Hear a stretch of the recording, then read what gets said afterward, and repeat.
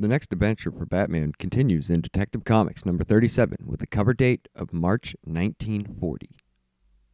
Lost in the Oldsmobile, Batman hears a scream from a random house and goes to investigate. He creeps inside and sees a man named Joey being tortured by some thugs for apparently selling information about their boss Turk. They want to know who Joey sold the info to when they're confronted by the Batman, who starts taking them out.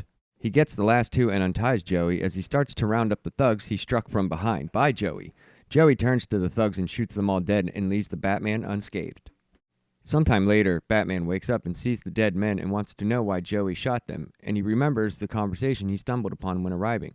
As Bruce Wayne, he looks up all the men named Turg in the phone book and finds 3 of them. He visits the last one on his list, and it's a grocery store. While purchasing some sugar, Turg comes out of the back of the store and gets into his car and leaves. Batman will be back tonight. He gets to the store and takes out the clerk and goes upstairs, where he's met by Turg and his goons. Turg orders them to shoot Batman. Batman turns the light off as gunfire streaks through the room.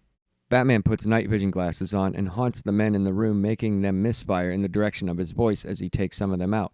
They are terrified, and Batman says he will meet them again very soon. Turg thinks Joey ratted on them to Batman and goes to stab him. The others say their plan to blow up a ship the next night is in jeopardy and they must do it tonight. Batman never left as he was hiding, and he sees a dying Joey on the ground and asks what their plans are. We find out they're spies, and Joey isn't one of them. He just needed money. They are going to blow up a foreign ship and frame the United States to start an international incident, and Joey got a phone number to call once the job was done. At the pier, the thugs talk about Turg going to see the head boss and start enacting their plan, but are confronted by the Batman. Batman gets hit from above with a sack of grain, and the thugs put him in it, tie it up, and throw him into the water. The cold water wakes him up, and he grabs his knife and has to work fast to cut himself free before he drowns. Batman makes his escape and catches the thugs off guard swinging from a crane line. He taunts the last two, and they charge him, and he dispatches them in the water that he had just escaped. Batman hears the boats with the explosives on it making its way toward a large steamship. He jumps from the pier, just making it onto the boat, and cuts the rope, steering it into the way of the massive ship. Batman turns the wheel and misses the ship by inches. Batman uses the telephone number he got from Joey and finds that it belongs to a man named Count Grutt, and he wants to know if he's the head or someone else altogether.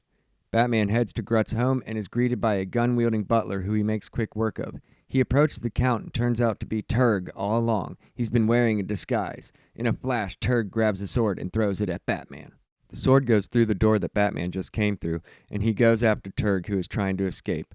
Batman punches him in the face, knocking him back into the sword that was stuck in the door, impaling and killing Turg instantly, which brings the Bat kill count up to 11.